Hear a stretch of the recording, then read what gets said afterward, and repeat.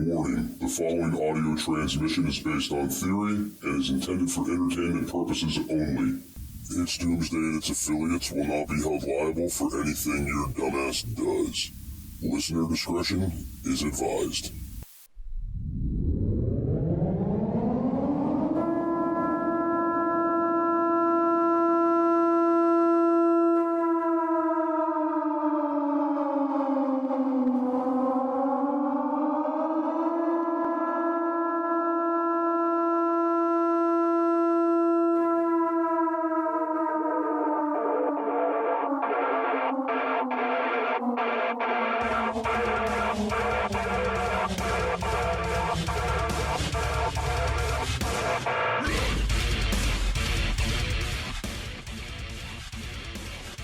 Welcome, everybody, to It's Doomsday podcast. Today is Sunday, May 8th. Time is 18:12, and joining me today is Big Daddy Prep. What's up, Al?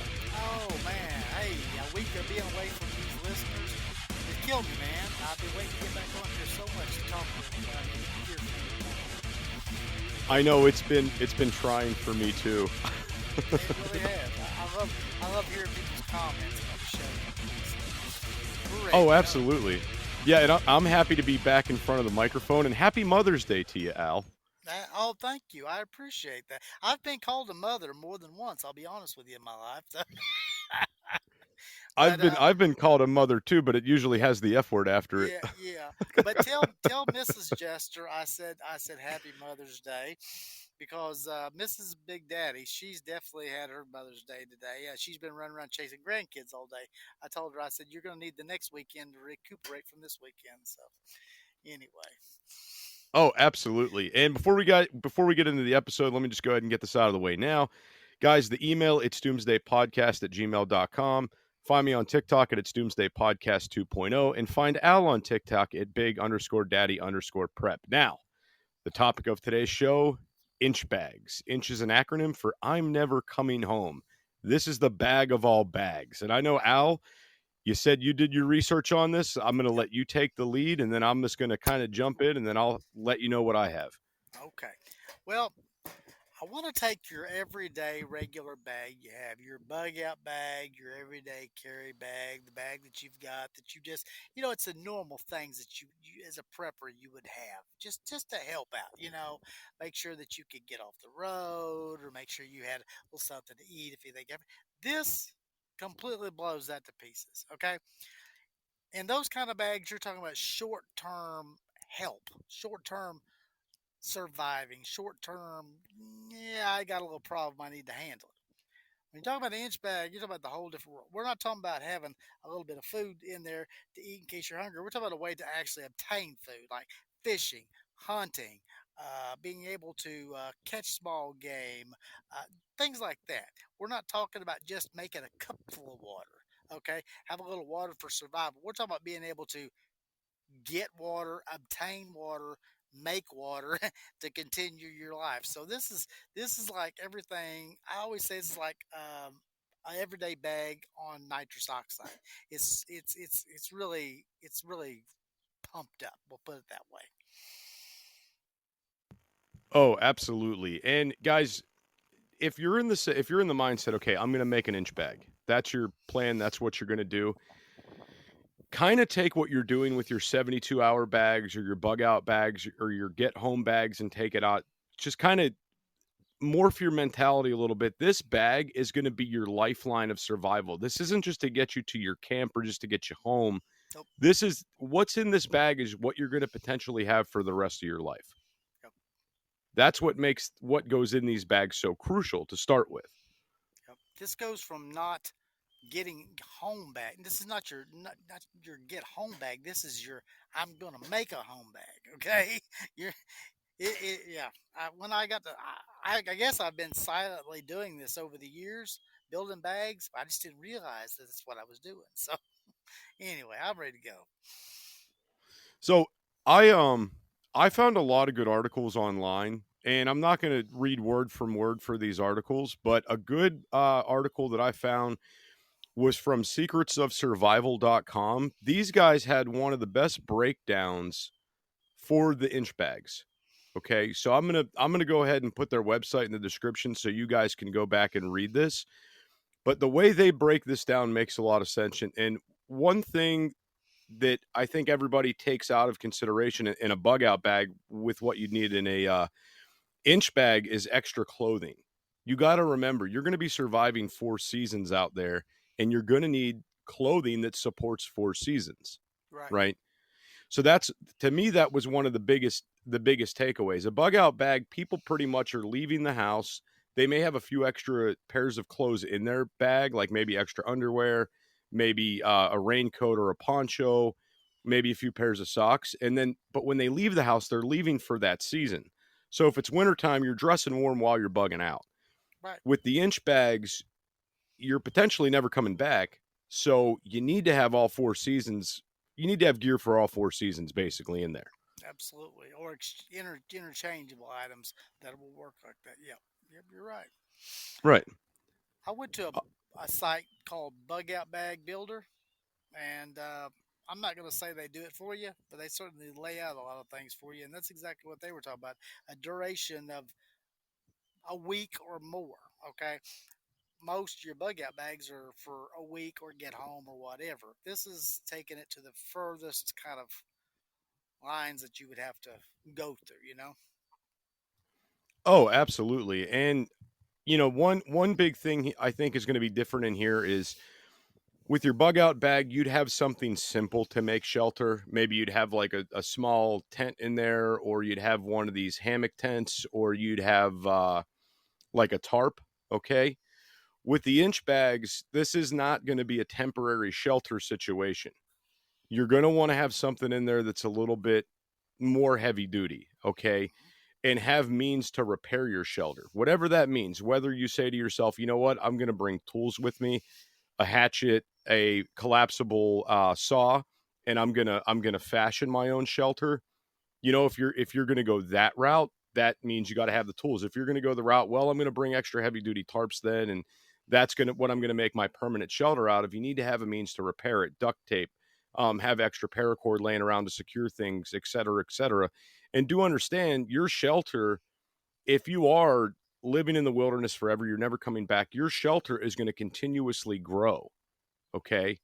Right. You're going to end up acquiring things in the wilderness. You're going to end up building things, and you're going to need a place to store things out of the weather. Fire would probably be in one of your main concerns, keeping that dry. Right.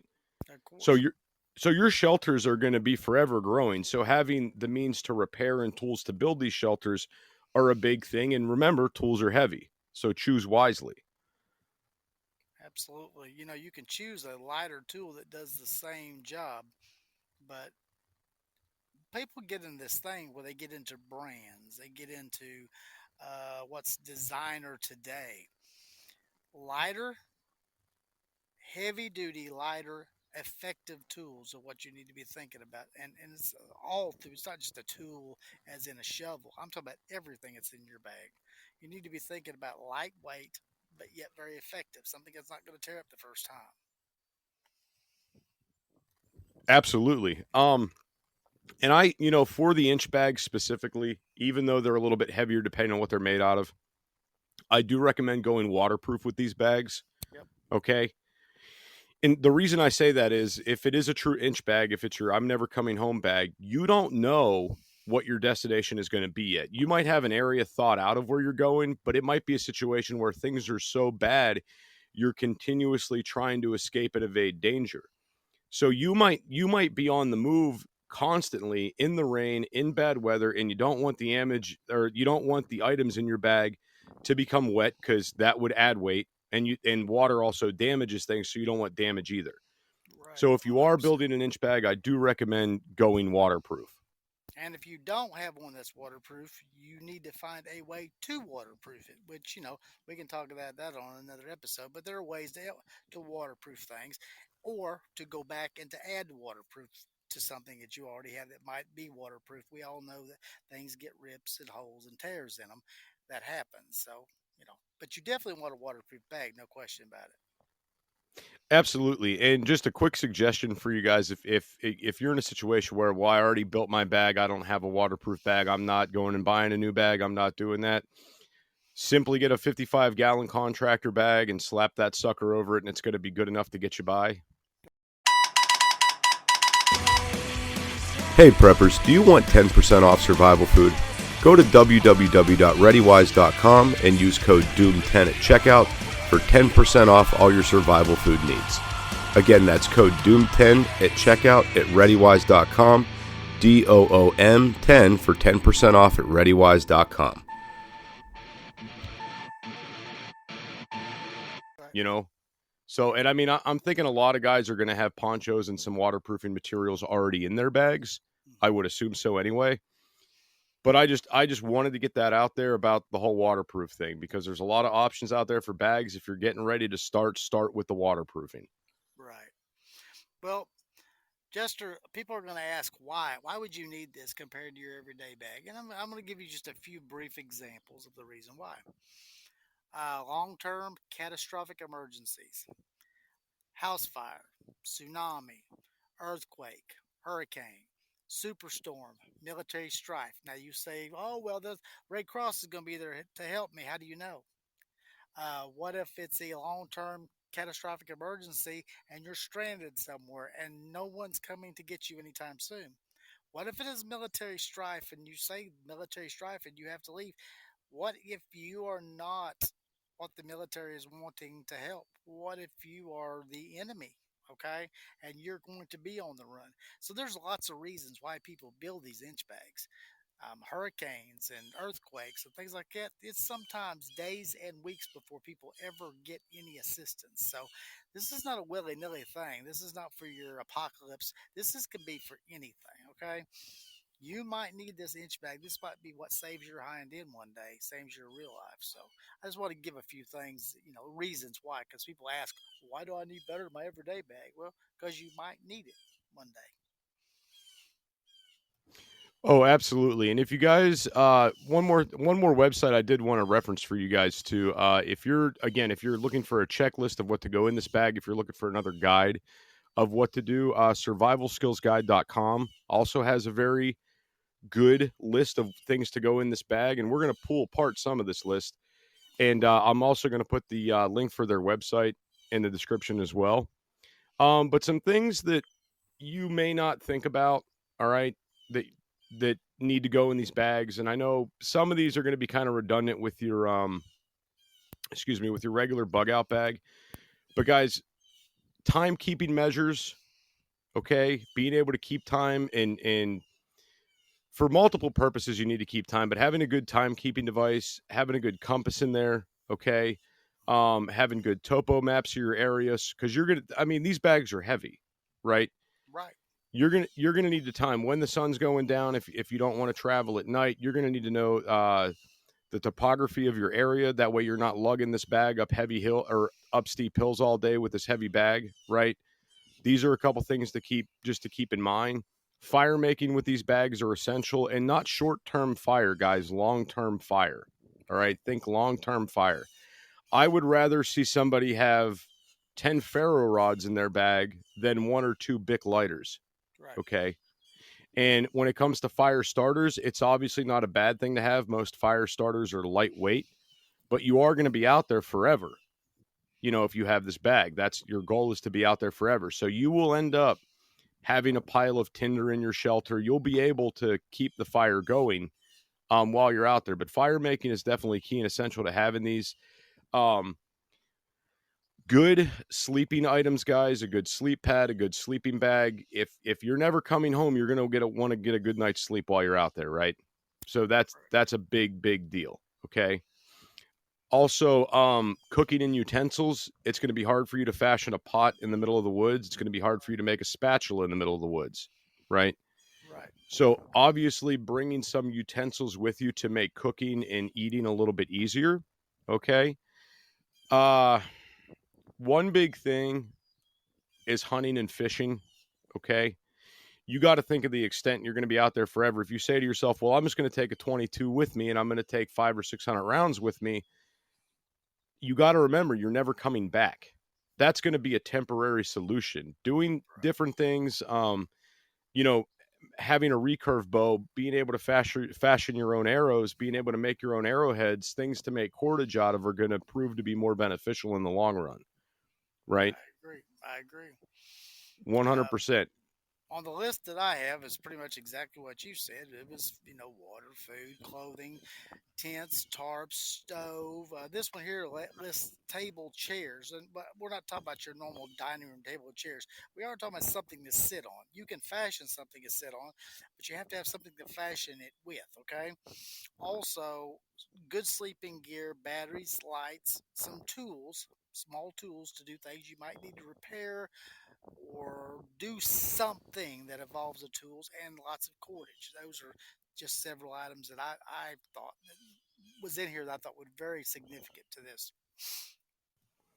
Oh, absolutely. And a couple more things I'd like to put out there too is, guys, if this is your bag, you're never coming home. All right.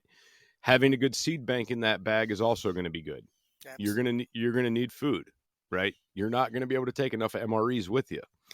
So having good seeds are a big deal. I would recommend having root vegetables primarily, potatoes, carrots, things like this.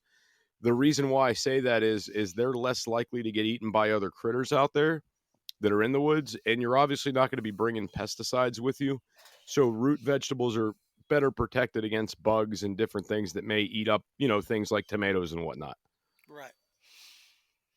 A lot of people ask questions about, doing these things and what goes in one of these bags. So as you go to break this whole thing down, we talk about shelter. And the reason why we talk about shelter is because the human mind is what you're dealing with here, not just the physicality of your person, it's also mental too.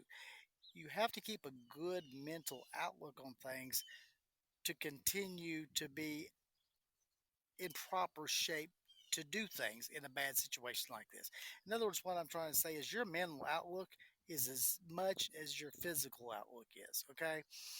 You can be physically in great shape and mentally break down because some situation breaks you down and you'll be totally useless. It's just like having a physical breakdown, but being mentally strong. You know, you have some of the things we're talking about here aren't just luxury items. They're also so that you have a sense of being. Okay, when we talk about shelters, a shelter is maybe one or more tents, a tarp, telescoping tarp tents, things like that. To be able to build a decent shelter so you are dry at nighttime, so you are warm in the nighttime, so you're not rained on whenever the storm comes. These are all psychological things that keep you going. I mean, it's not just the physical part. Absolutely, I agree 100%. Something I'd like to throw out there too, Al, that I didn't really see in any of these lists. Maybe they are, and I just glanced over it and missed it. Guys, you need to have a way of record keeping, right? Having notebooks with you and pencils or pens are going to be that's going to be a big thing to your advantage. Okay, maybe you need to write something down so you don't forget it. Right, Maybe you learned an area of the wilderness you go to is bad for you to go to. There was poison ivy there. You write it down. right. Maybe you just need to keep a daily diary to keep your sanity, right? So Just there's plenty of reasons to have that. they sell a thing. I see it at the co-ops all the time here in Arkansas. They sell it's a paper and a pencil. It's called waterproof paper and waterproof pencil. It's not waterproof, but it is very deterrent from the water. You can actually get this. Farmers use it because they put them in their shirt pockets. Farmers are always wet and sweaty and this that. It's a small pad of paper with a pencil, and once you write on it, it doesn't come off and water will not deteriorate it. That's something you look in. They're very cheap. They're like $3 for a pad. It's a small pad. You could get 10 of them and not take up very much room in your bag. But that way you could keep notes, and being out there in that kind of situation wouldn't break it down. So look at that. Look at waterproof paper. Look at waterproof pencils. It's not like a high tech thing. It's they sell them at every co-op in the South that I know of. And I'll matter of fact, I'll get one and I'll reference it and get the information. I'll do a TikTok on it the next day or two when I pick one up. But it would be a very important thing if you're going to keep records. So I do have a couple of those. They actually sell them at like Home Depot and Lowe's too. Like a lot of hardware stores do have them. Yep. So they are readily available. They are pretty easy to get your hands on. And how I was saying, to get one and because of the elements. I mean, that's a great idea. If you're out, you don't want to not be able to write something down because it's raining outside. Right. If you need to take a note, you need to take that note. Weather be damned. Right. You might need to keep a note on, if you get cut by something, you might want to make a note of what day it was, whether it's healed up. Well, it's been 8 days and it still hasn't healed up. Well, I may have an infection. Maybe I do this. Just things like that could be life changing.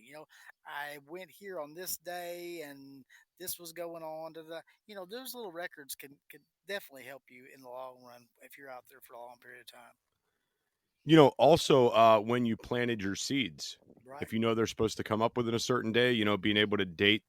And honestly, too, being able to date when you got out into the wilderness and how long you have been surviving for, out there, things like that as well. People that you met. Right. That could be a thing too. But one other thing I wanted to throw out there. So when you're building these inch bags, if you got family, they're going with you. Okay. That's something else you need to think about. Guys, these bags are going to be heavy. There's going to be a lot of items in these bags. Okay. If you're bugging out with multiple people and you're saying, hey, I'm going to take my whole family with me and none of them are coming back, you got to think about what that entails, even the gross side of this. Okay.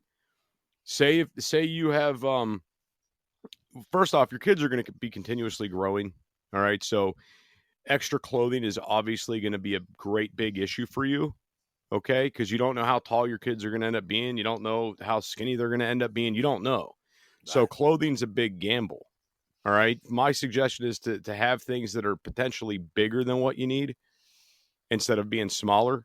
You can always roll the bottom of your kids' pants up so they're not dragging in the dirt, okay?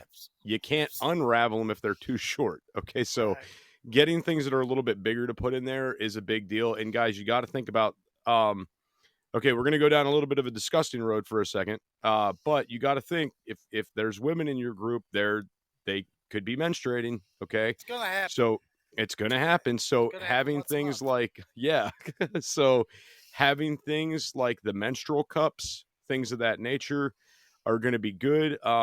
Especially if you have a daughter and she hasn't hit that cycle yet, do bear in mind that I mean, I'm not a female. I've never been through this, but I've heard stories where, where girls weren't fully made aware of what this was. And then it happens and then they freak out.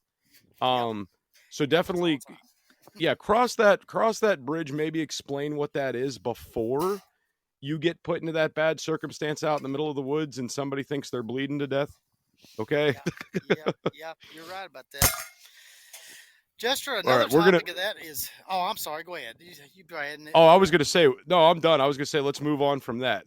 Okay, cookware, and we're not talking about your everyday.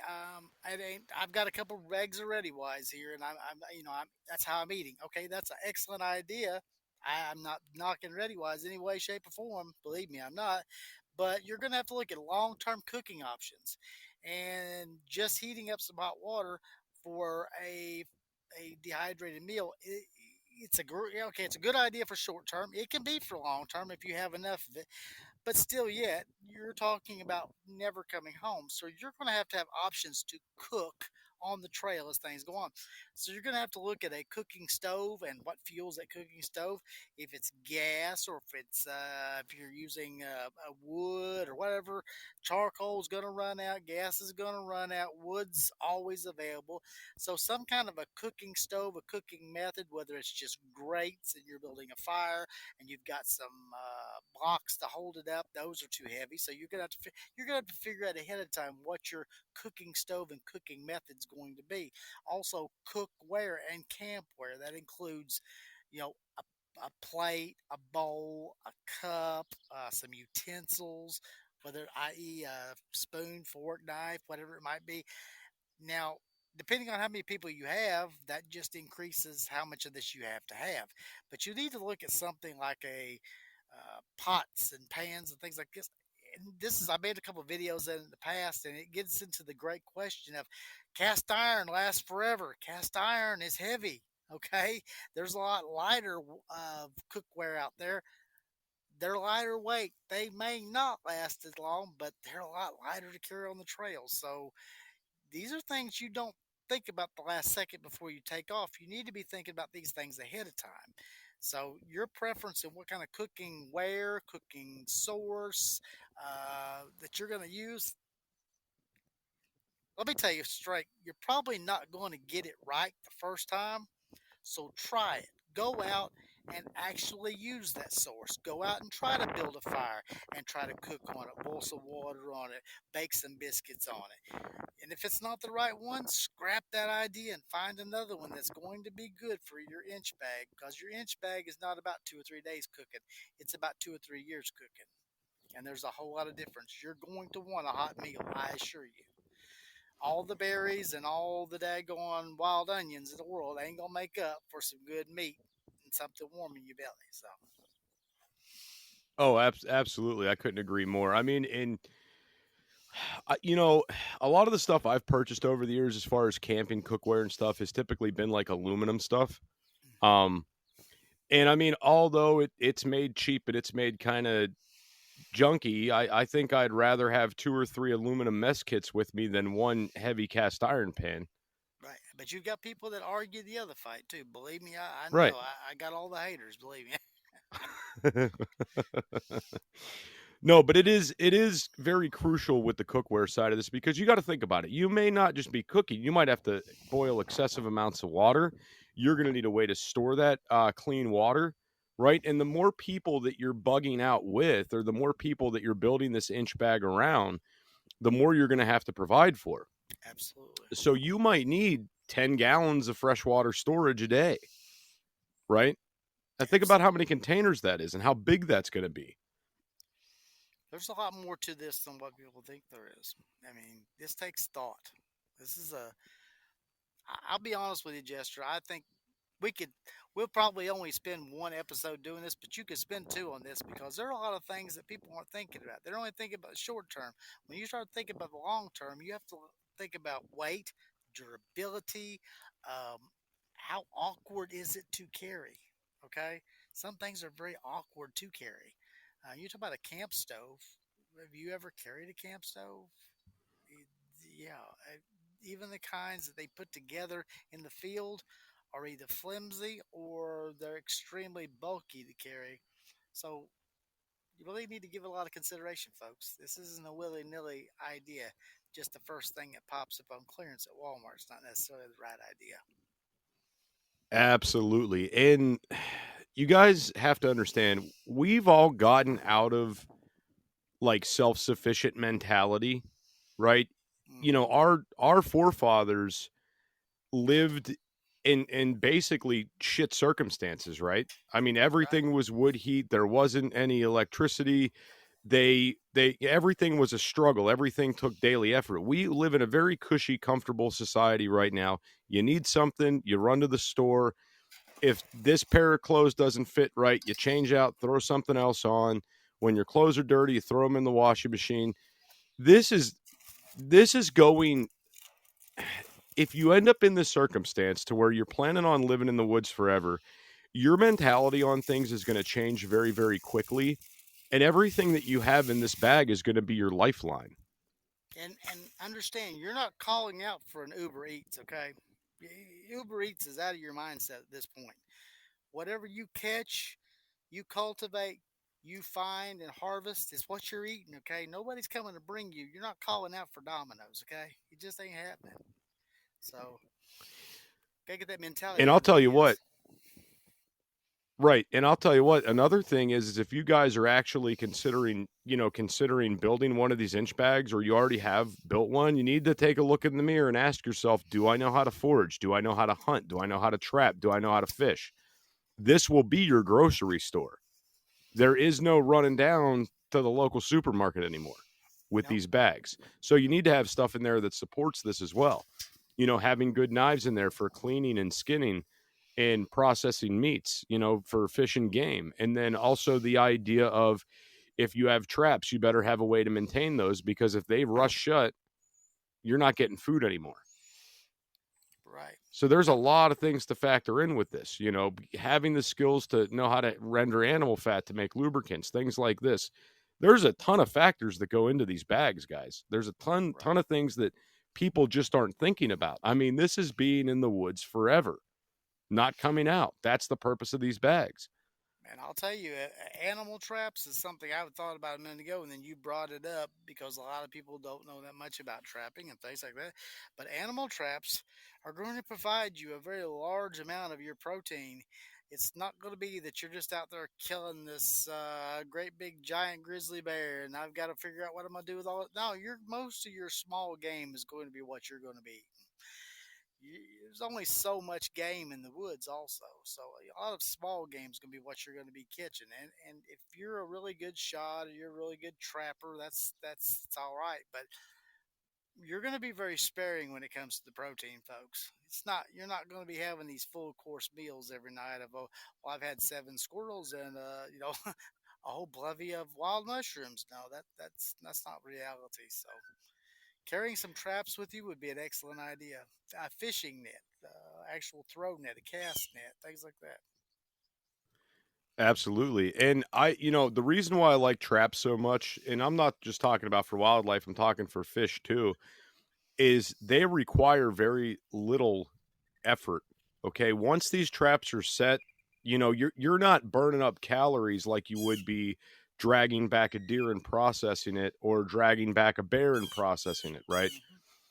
So you're not, I mean, I'm not going to say that food is going to come easier to you utilizing traps, but what I will say is you're going to expend less calories with the traps. Okay. That's what I would say. Absolutely. The next thing that I had on the list that comes up here, and I kind of follow it with, is base camp, your base camp, because you might set up a base camp for a day or so, or a night. You may set up a base camp for 6 weeks someplace, depending on the resources, the things that you have there, the advantages that you have compared to the disadvantages. Is it plentiful for firewood and food and things like that? But at that base camp, there are certain things that you're going to have. And it lists out here chair and table. Well, you can sit on the ground. You can sit on the ground. You can take yourself a hammock with you, someplace to lay down and to sleep, and that's an excellent idea. I keep 2 or 3 different kinds of those. But if there's a way that you can take a small foldable, it doesn't have to be huge, a small foldable table, a small foldable chair with you, somewhere that you can actually sit down and relax your feet and your legs by the end of the day, it's a good thing. Also, a hammock, just like I mentioned, it was that X on the list, a hammock, a place to rest, to get off your feet. Sleeping bag, a place that's warm to stay warm in, but one that you can take layers out of, add layers into. Now, anybody can go down and buy the regular old big box store so many degree bag. I mean, you can get those all day long. But an actual good sleeping bag that fits several seasons, they're not cheap. Um, if you're going to be building one of these inch bags, you're going to be spending some money. I advise you to get something that's an all-weather, all-year type of sleeping bag. And understand, when you talk about a sleeping bag, you say all-weather. Well, summertime, I wouldn't have to be in one. You try not being in one in some areas. I assure you, you will get in that bag and sweat in that bag as opposed to being eaten up by every mosquito and insect there is, okay? So these are things you have to think about.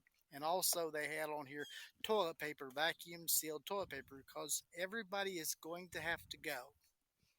Okay? So that's part of the base camp part right there that I brought up.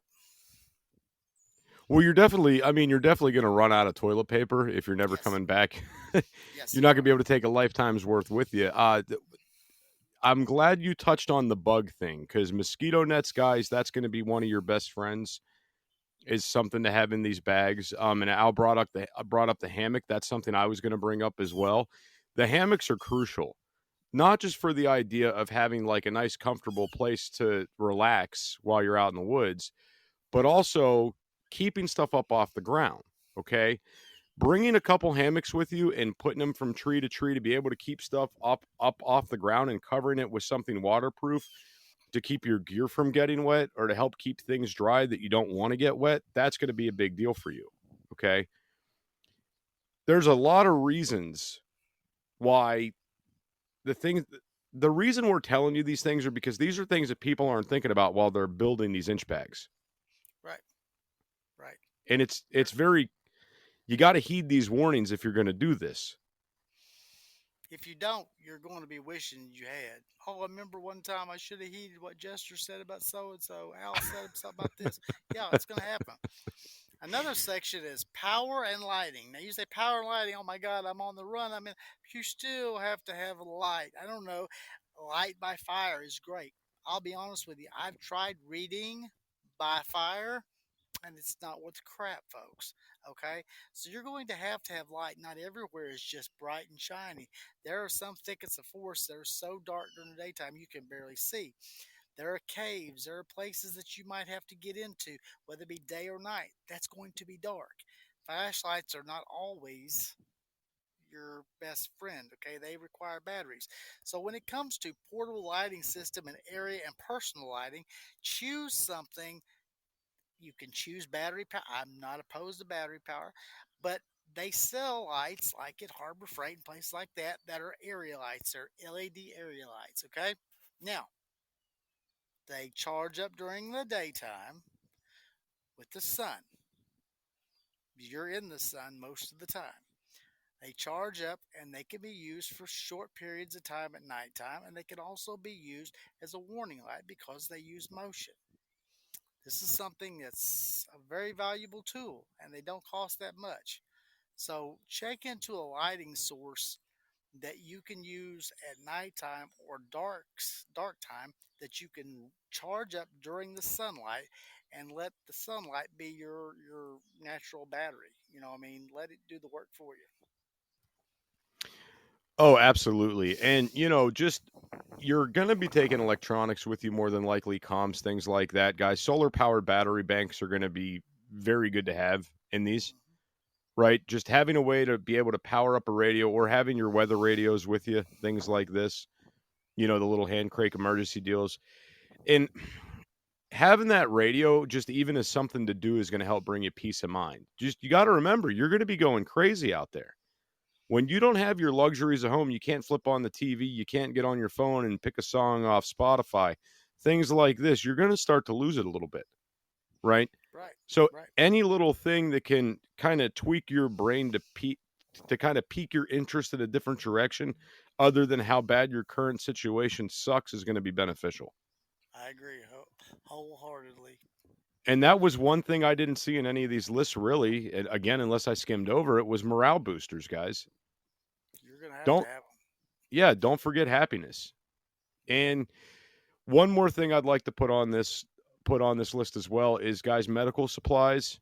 We talk about medical supplies a lot. Just understand, if you're never coming home, there may be medications you're going to need to have, and preventative measures too. Tourniquets, bleed stop, insect bite kits, a ton of Benadryl. Like, these are things you're going to want to have in there. Right. Right. Uh, just like I have a few things here, like survival gear and tools, paracord, gorilla tape. Okay, you don't know how valuable it is till you really need it. Gorilla tape, some clothespins, multiple uses for it: to seal up food, to hang your clothes up to dry, because you're going to have to wash your hind end and your clothes, folks. It's part of life. Also, like a multi-purpose axe and or a machete, something to do small cutting, not just chopping for wood, just some small jobs. Even dispatching and cleaning animals, it happens, okay? Maybe something to sharpen it with, like a basic sharpener, something you can sharpen your axe with, like a file, something you can sharpen your knives with. Once they get dull, they're just eating instruments. They're no good unless you can resharpen them. And some kind of entrenching digging type tool, and there's a million different kinds made. The military made some of the finest, the small little shovels that work as a shovel, a pickaxe. They have a million different uses. These things are things that you have to be comfortable with. You have to be able to find in your area, but you're going to need these things with you. if it comes for nothing else, but I've got to dig out a hole to put my fire in, so it's not so much of a profile at nighttime. I need to clear this little area here so I can get myself a nice bed. I don't want to be bedded on top of all this here than yonder. I want to be right on the ground. These are things that we're telling you that you need to have, because this bag's not going to just be willy-nilly like your small little backpack you send your kid off to school with. This is going to have some real stuff in it. But remember, you're not coming home. So everything that you do, you're going to have to do on your own. You're going to have to scavenge and find resources out there. And you might actually run up on something that is better than what you have. So that comes the whole thing of assessment is, do you want to keep what you have, or do you want to move on to the new thing that you found? But you have to weigh weight. How hard is it to carry? These are all things that factor into these bags. You can't carry, a normal person can't carry 400 pounds. And if you let a lot of ladies pack these bags, you'll have everything under the sun, the hair dryer, the whole 9 yards, but you can't feasibly carry this. So you kind of have to think. Hey preppers, do you want 10% off survival food? Go to www.readywise.com and use code DOOM10 at checkout for 10% off all your survival food needs. Again, that's code DOOM10 at checkout at readywise.com, DOOM10 for 10% off at readywise.com. You have to do a lot of thinking, in fact. Absolutely. And that's something I was going to bring up too, guys, is this is something that really can't be taught, but resourcefulness. How Al said, you might find something better than what you had. He's absolutely right. You might end up stumbling across a few things out in the wilderness, or you might end up, going through an urban area and you might pick up a few things along the way. Okay. Scavenging in an urban environment and being resourceful. It's going to help you survive. And I know that's not something you could really teach, but another thing to put in these bags, guys, and this is the last thing I got for them that I'd like to point out, is books. Books on survival, a lot of books on foraging. Books will be your best friend. I know they're going to be heavy. And if you say to yourself, Jester, I don't want to carry these books, for the love of God, print out a couple items you may need as far as foraging stuff goes, survival tactics go, and laminate them so they're waterproof and throw them in that bag, right? At least something that would be good would be a pamphlet or something on identifying harmful plant life to eat, like the stuff you don't want to eat, the stuff that's poisonous. Okay. Just that might make all the difference for you. So that's it. That's all I got, Al. You got anything extra you want to throw in on this one? Yeah, I got one more thing. I think you should take a few documents that are you, maybe your identification, certificates, things, whatever means something to you. Take that with you, keep that with you, because those are things that give you a mental boost when you see, oh yeah, this is who I am. You don't want to forget who you are. And then if something happens and somebody runs upon you, they want to know, somebody's going to need to know who you are. Okay. But also, you can always ditch those things if you don't want somebody to know who you are. But maybe pictures of your family, maybe things like that are important to you, that you need to have those memories. I would give a lot for a picture of somebody if I had been gone for a long period of time. So think about those things. Those are morale boosters. Those keep you alive because they keep your mind in the right places. So that's all I got. Awesome. All right, guys. Well, I mean, that's it. That's inch bags. If you guys want to know more, check out these websites I threw out there. They're in the description. It's going to be secretsofsurvival.com and survivalskills.com. I'm going to put both the websites in the description for you guys so you can go back and you can check them out later. But that's it. We'll be back next week with another episode. And once again, guys, follow us on TikTok. You could follow Al, big_daddy_prep. You could follow me at It's Doomsday Podcast 2.0. And the email, it's doomsdaypodcast@gmail.com. And we will catch you guys on the next episode. Yes, sir.